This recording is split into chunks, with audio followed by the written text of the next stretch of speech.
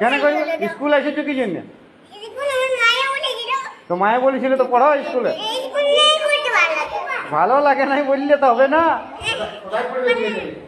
কোথায় পড়বে? হ্যাঁ ঘরে। তো তাহলে তুমি কেন স্কুলে এলে?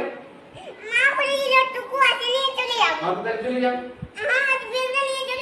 না ব্যাগ রেখে দাও, ব্যাগ লিখতে দিব না আমরা, ব্যাগ লিখতে দিব না। তোমার ভালো লিখতে পারো, তুমি স্কুলটাকে কাকে বলে এসেছো? পড়তে হবে, শোনো স্কুলে আলো পড়তে হবে, এটা সবাই আছে স্কুলে আলো পড়তে হয়।